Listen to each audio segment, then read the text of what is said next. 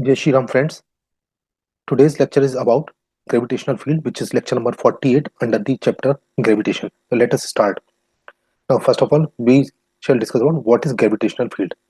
So the space surrounding a material body within which its gravitational force of attraction can be experienced is called its gravitational field.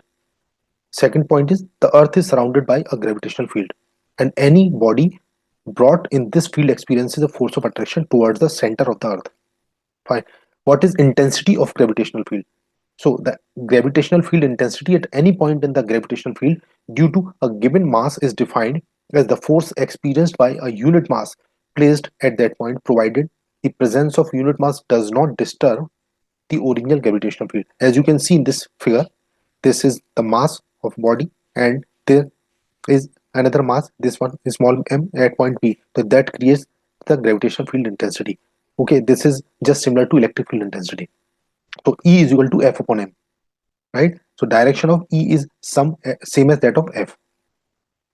Now, another important thing is how to further analyze this. So according to Newton's law of gravitation, we have already studied F is equal to G capital M into small m upon r square, where capital M is the mass of earth and m small m is the mass of the body, and r is the distance between the centers of the two objects. Okay, so E is equal to F upon m, and that is gm upon r square. So finally we can say capital E, which is gravitational field intensity, that is g into m upon r square.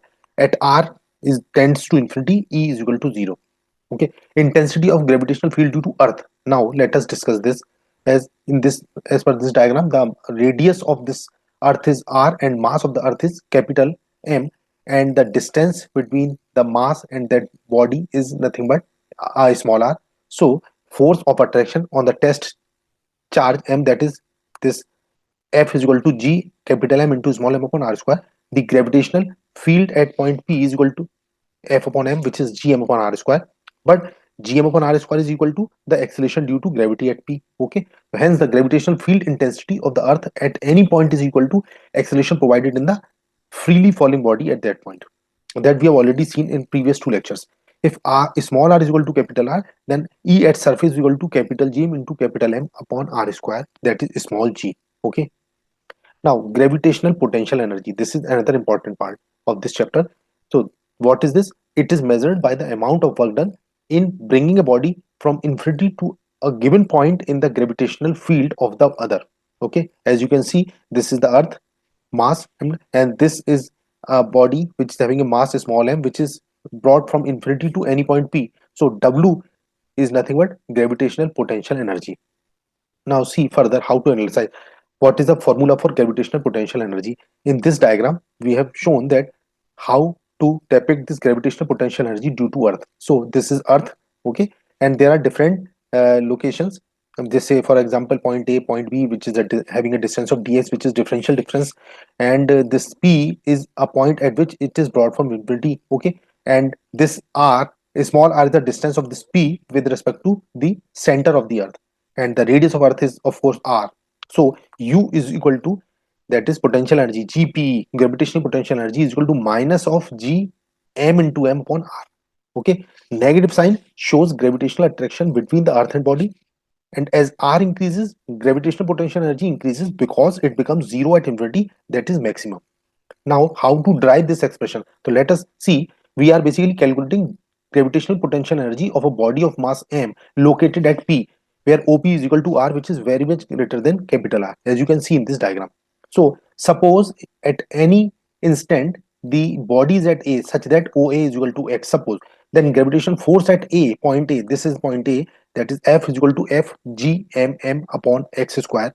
Now, small work done in moving a body through a small distance AB is equal to dx. Suppose that dw, that is differential work done, is equal to F into the distance, that is dx in this case, which is equal to G m into m upon x square into dx. So total work done from infinity to that point small r, as per the diagram, that is if we are integrating both sides of this equation, so capital W is equal to integral of dw, which is from infinity to r as per our condition, and this is integrand is gmm upon x square into dx.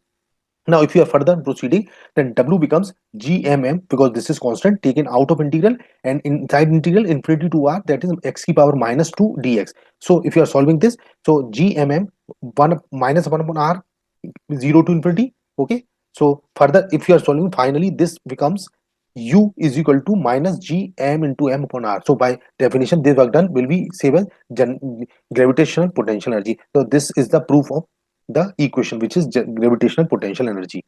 Okay, now there are certain points which are very important regarding this discussion of gravitational potential energy. So number one important point is, if a body of mass small m is moved from a point at distance r1 to a point at distance r2, then the change in potential energy of the system would be, how to calculate this? Okay, so this would be delta u, which is change in gravitational potential energy, that is integral r1 to r2 gmm upon x square into dx. If you are solving this, okay, you are getting the equation like this: gmm 1 upon r1 minus 1 upon r2.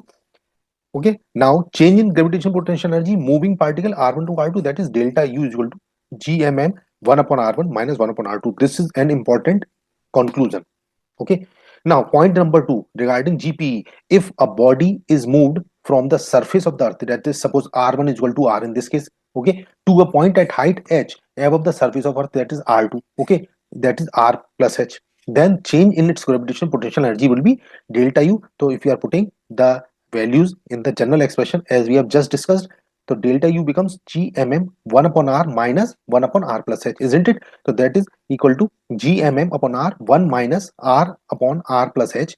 Now further solving this would get me the value of, say, this one, gmm upon r, that is 1 minus 1 plus h upon r की power minus 1.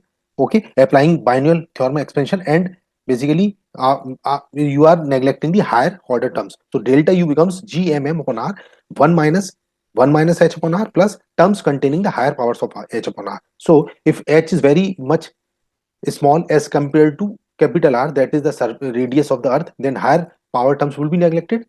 Okay, therefore delta u becomes gmm upon r 1 minus h upon r, and further this simplifies to gmm upon r into h upon r, that is equal to g capital M into small m into h upon r square. But you can say this gmm upon r square is equal to g. So if you are putting the values in this expression, you are getting delta u is equal to mgh.